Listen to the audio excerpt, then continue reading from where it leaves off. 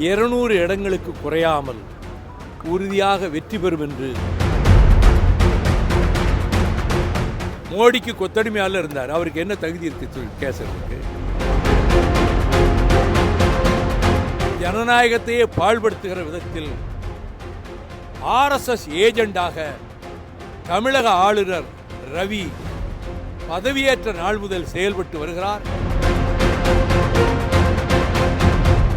செய்தியாளர்களுக்கும் தொலைக்காட்சி ஊடக நண்பர்களுக்கும் நான் நன்றி தெரிவித்துக் கொள்கிறேன்.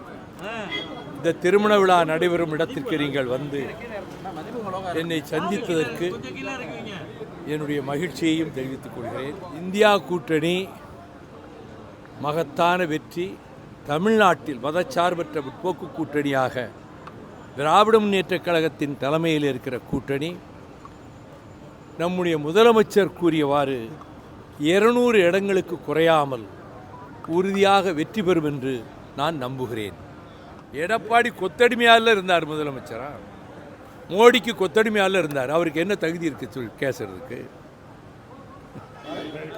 பாரதிதாசன் பல்கலைக்கழகத்தில் தமிழ்த்தாய் வாழ்த்தை முதலிலே அதை பாட அந்த இசைத்தட்டை போட விடாமல் தேசிய கீதத்தை முதலிலே போட்டுவிட்டு அதற்கு பிறகு தமிழ்த்தாய் வாழ்த்தை அவர்கள் அங்கே நிறைவேற்றியது கண்டனத்துக்குரியது.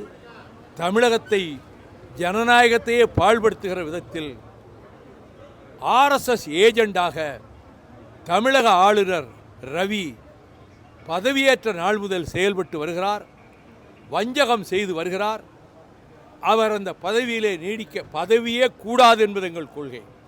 கவர்னர் பதவியே அகற்றப்பட வேண்டும், அது ஒழிக்கப்பட வேண்டும் என்று கருதுகிறவன் நான். RN ரவி அத்துமீறி செயல்படுகிறார். அவருடைய இதுவரை பின்பற்றப்பட்ட மரபுகள் அனைத்தையும் உடைத்துவிட்டு அவர் இந்திய சமஸ்கிருதத்தை திணிக்கின்ற திட்டத்தை மறைமுகமாக வைத்துக்கொண்டு இந்த வேலையில் ஈடுபட்டிருக்கிறார். இனி மற்ற பல்கலைக்கழகங்களிலும் இதே முறையை பின்பற்ற அவர் முனையக்கூடும். அதற்கு துணைவேந்தர்கள் அதற்கு இடம் கொடுக்கக்கூடாது. அரசு கவனத்தில் எடுத்துக்கொண்டு இதை தடுப்பதற்கு என்ற மார்க்கமோ அதை செய்யும் என்று நான் நம்புகிறேன். நாங்கள் என்ன சீட்டு கேட்க போகிறோம்னு எங்களுக்கே தெரியாது.